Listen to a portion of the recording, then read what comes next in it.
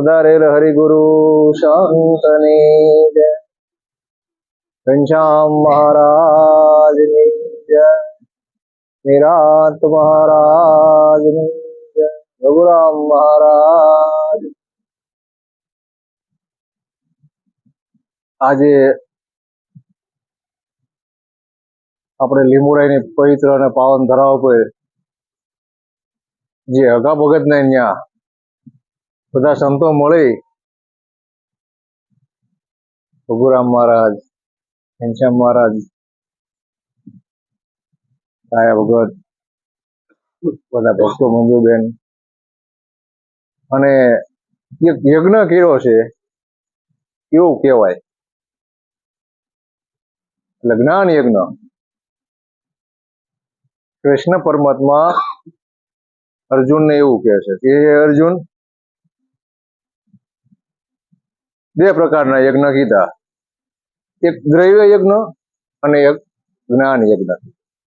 એમાં ઘઉં, જવ, તલ, ઘી અને યજ્ઞમાં આહુતિ આપે સ્વાહા સ્વાહા, એ દ્રવ્ય યજ્ઞ કહેવાય. અને આજે બધા સંતો જે મળે અને 5 જીવ જાગૃત થાય એવી કઈક વાત મૂકે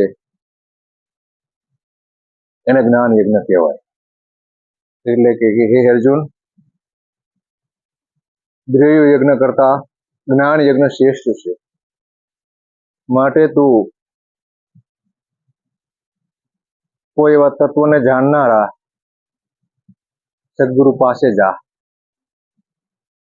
અને આ જ્ઞાન મેળવે. તત્વૃદ્ધિ પ્રણિપાતે પરિપ્રશ્ન સેવ્ય ઉપદેશંતિ તે જ્ઞાનમ જ્ઞાનીન તત્વદર્શીન. તું કે એવા તત્વને જે જાણનારા છે એની પાસે જા અને વિનમ્ર ભાવે વિધાન પ્રશ્ન કરી અને જ્ઞાન સંપાદન કરે. અને એ જ્ઞાની પુરુષ તને જ્ઞાન કરશે. અને એ જયારે જ્ઞાન તને થાય છે પછી આ જગતની અંદર જેટલા પણ જીવાત્મા જે છે ને એ બધા તું તારામાં જોઈશ અને તું મારામાં જોઈશ. સર્વભૂતસ્થમ આત્માનમ સર્વભૂતાની ચ આત્મની ઈક્ષિતે યોગયુક્ત આત્મા સર્વત્ર સમદર્શનમ. પછી તારી બધી સમદ્રષ્ટિ થઈ જશે વ્યાપકમાં, અત્ર તત્ર ને સર્વત્ર, હરેક જગ્યાએ હું તને દેખાઈશ. અને જો તું પણ પાપીઓમાં પણ મહાપાપી હોઈશ તો પણ છતાં તું સેજે આ ભવસાગર તરી જઈશ. માટે તું જ્ઞાન સંપાદન કર. તો કેનું જ્ઞાન કીધું? કે નિજનું જ્ઞાન. સદગુરુ મહારાજ આપણને નિજનું જ્ઞાન કરાવે છે. આ જ્ઞાન અર્જુનને કૃષ્ણ પરમાત્માએ આ નિજનું જ્ઞાન કરાવ્યું. એટલે આપણે કંઈક બડે ભાગી છીએ એટલે આપણને આ નિજનું જ્ઞાન સદગુરુ મહારાજે કરાવ્યું છે. અને એને એવું કીધું છે બસ તું તને એકને ઓળખી લે એટલે તું મને ઓળખી દઈશ. અને કૃષ્ણ પરમાત્મા એવું કીધેલું છે. જો જ્ઞાન તમને સમજાવવાનું ને મોટી વાત એ, એમણે એવું કીધું કે હે અર્જુન, યુગે યોગે હું છું, યુગે યુગે યદા યદા હિ ધર્મસ્ય ગ્લાનિ ભવતિ ભારત અભ્યુત્થાનમ ધર્મસ્ય તદાત્માનમ સૃજામિ અહમ પરિત્રાણાય સાધુનામ વિનાશાય ચ દુષ્કૃતામ ધર્મ સંસ્થાપનાર્થાય સંભવામિ યુગે યુગે. હે અર્જુન, જ્યારે જ્યારે આ ધરતી ઉપર પાપ વધે છે ત્યારે ત્યારે હું આ ધરતી ઉપર યુગે યુગે સત્પુરુષોનું રક્ષણ કરવા માટે હું પૃથ્વી ઉપર અવતાર ધારણ કરું છું. કીધું છે, વચન આપ્યું છે, તો આજે હોવો જોઈએ ને. પણ આપણને દેખાય છે. કેમ? જો ગુરુ ગમની દ્રષ્ટિ હોય, જો એ દિવ્ય દ્રષ્ટિ હોય તો દેખાય, નકર દેખાય એવું છે. આ ગુરુ કૃપા છે અમારા વાલા. ગુરુ મહારાજે આપણને દિવ્ય ચક્ષુ આપ્યા છે અને ચમ નથી દેખાતું? હજી આપણી મહેનત કાચી છે, એટલા માટે આપણને દેખાતું નથી. છે જ એમને કીધું શું શું જ હરેક જગ્યાએ હું છું, અત્ર તત્ર અને સર્વત્ર. મારા વગર કોઈ એવી જગ્યા નથી જ્યાં હું ન હોય. યત ચ અપી સર્વભૂતાનામ બીજમ તત અહમ અર્જુન ન તત અસ્તિ વિના યત સ્યાત મયા ભૂતમ ચરાચરમ. હે અર્જુન, પ્રાણી માત્રનું જે બીજ છે ને એ હું જ છું. સ્થાવર જંગમમાં કોઈ એવી જગ્યા નથી જ્યાં હું ન હોય. એટલે અણુથી નેર સુધી હું શું છું ને છું. તો સદગુરુ મહારાજે આપણને અત્ર તત્ર સર્વત્ર વ્યાપકમાં સમદ્રષ્ટિ કરાવી દીધી છે. બધામાં તમને દેખાડી દીધેલા છે. દેખાડી દીધેલા છે. આ ગુરુ કૃપા છે મારા વાળા. અને એ ગુરુ કૃપા સિવાય, એ દ્રષ્ટિ સિવાય, આ દિવ્ય દ્રષ્ટિ છે, બીજી કોઈ દિવ્ય દ્રષ્ટિ નથી. જ્ઞાન દ્રષ્ટિ છે એ દિવ્ય દ્રષ્ટિ, બીજી આંખ છે. આ ચામડાની આંખીથી જોઈ છીએ, આ બેન ત્રીજી કોઈ ખોલતું, જો ત્રીજી ખોલે ને તો એ દેખાઈ જાય. આ ગુરુ ગમથી જોઈ લો તો દૂર નથી ક્યાંય. તેમાં કીધું કે આંધળી ગોત ઈશ્વરની ગોતે ગોતા હાય.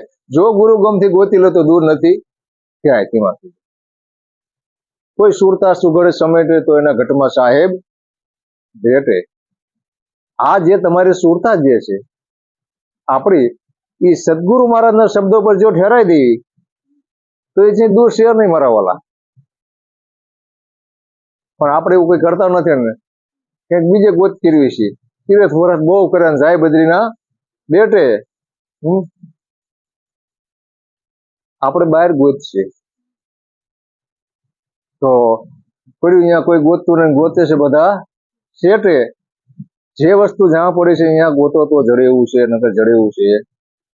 આપણી અંદર જ જે વસ્તુ સદગુરુ મહારાજે આપણને આમ જ બતાવી દીધું છે, અને આપણે બહાર ગોતવા જઈએ કે જડશે નહીં. કે આદમ તો અંતરમાં વસન, જો ભજન કરો તો ભેટે.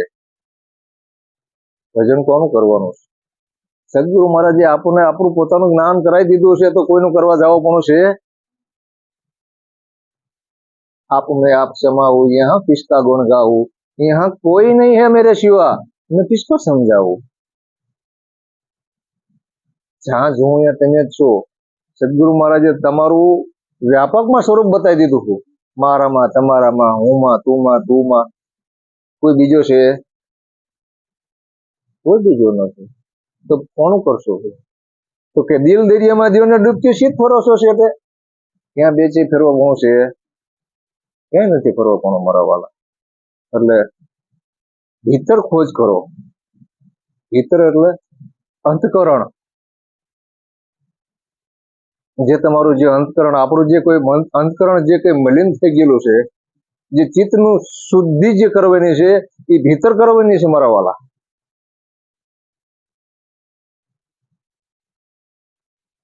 અનંત જન્મોથી આ ચિત્ત છે ને ડોળાવાળા લોકો. એટલે ઘણી વાર આપણે કેવું થાય ખબર છે, કોઈક વાર આપણે કોઈ પણ વ્યસની હોય ને, વ્યસની દારૂ પીતો હોય ને, એમ કે આથી દારૂ બંધ, પાછા 5 દી થાય ને એટલે પાછો ફરીવાર ચાલુ કરે. અને પછી શું કહે છે કે મારે પીવો નહોતો પણ કે તોય પીવાઈ ગયો. કેમ કેમ થઈ ગયું એવું? એના જે મેમરીની અંદર જે ચિત્તમાં જે કઈ સંસ્કાર પડ્યા હતા ને એને જબરજસ્તીથી કરાવે મારા વાલા. એટલે ચિત્ત જે છે જ્યાં સુધી શુદ્ધ ન થાય ને ત્યાં સુધી મન પણ નિર્મળ ન થાય. એમાં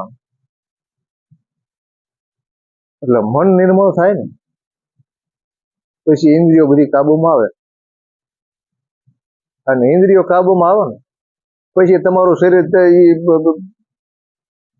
જે કઈ કરશે ને એ સારું જ કરશે.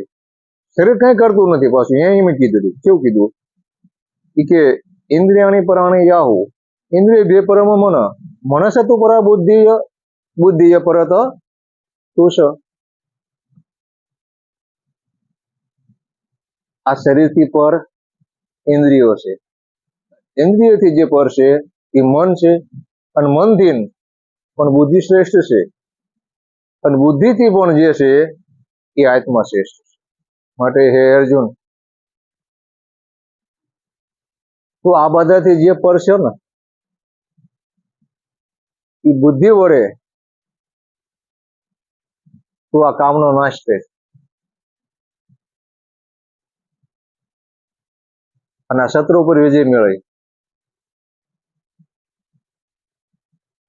શત્રુ કે બહાર નથી મારા વાલા, આપણી ભીતર છુપાણેલા છે. કામ, ક્રોધ, લોભ, મોહ, મદ, મચ્છર, આ બધા આપણા ભીતરના શત્રુ છે. એટલે મૂળ ટૂંકમાં અંતકરણ શુદ્ધ કરવાની વાત છે. અંતકરણ જે શુદ્ધિ છે, કોઈ સંત મહાપુરુષના શરણે જવાથી, કોઈ સદગુરુનું સેવન કરવાથી, અનંત જન્મોનું જે ડોળાનું જે ચિત્ત છે ને એ સાફ થશે. બાકી મેળ આવે એવું નથી. ચલો, ગમે એટલા ઉપાય કરો મારા વાલા, સંત શરણ સિવાય કોઈનું ચિત્ત શુદ્ધ થતું જ નથી. એટલે સદગુરુનું શરણ એક અંતિમ ઉપાય. એટલે તેમાં કીધું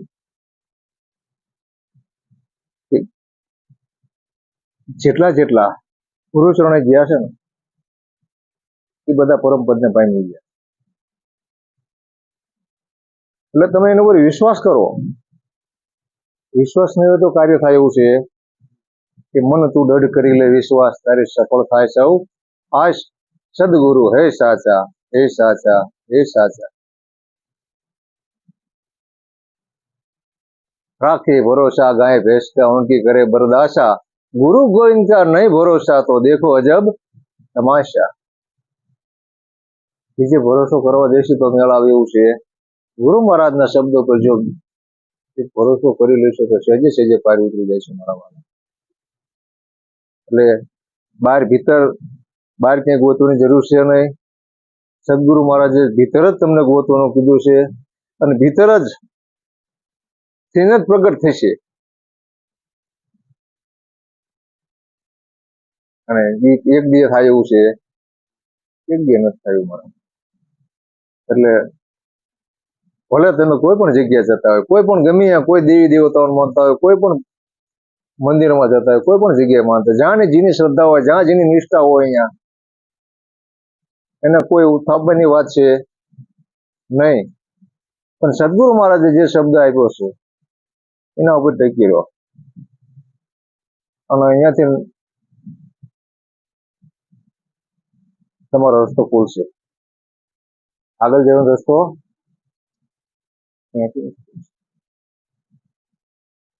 એટલે હવે આપણે બહુ જાજો ટાઈમ નથી લેવાનો, અને એટલામાં આજનો પાર આવે એવું નથી મારા વાલા. હવે બસ આટલું કહી અને મારી વાણીને વિરામ આપો. બોલો સદગુરુ મહારાજ.